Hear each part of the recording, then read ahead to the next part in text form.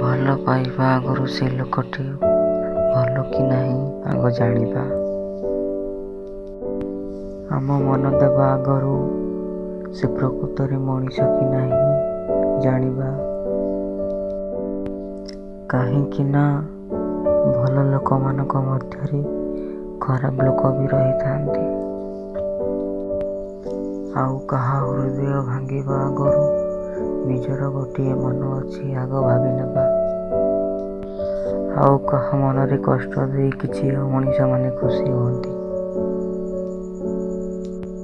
କିନ୍ତୁ ସମସ୍ତେ ଅନ୍ତିମ ସମୟରେ କର୍ମର ଫଳ ଭୋଗିଥାନ୍ତି।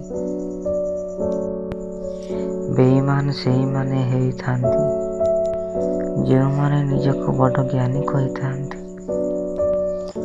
ହୃଦୟବାନ ସେଇମାନଙ୍କୁ କୁହନ୍ତି ଅନ୍ୟମାନଙ୍କ ଦୁଃଖ ଦେଖି ନିଜେ ଲୁହରେ ଭିଜି ଯାଇଥାନ୍ତି। ମଣିଷ କେବଳ ମଣିଷକୁ ହିଁ ହିଂସା କରିଥାଏ, କିନ୍ତୁ ଆପଣ ସେମିତି ହସୁଥାନ୍ତୁ, ସିଏ ଆପଣଙ୍କ ହସ ଖୁସି ଦେଖି ଆପେ ଆପେ ଜଳିଯିବ।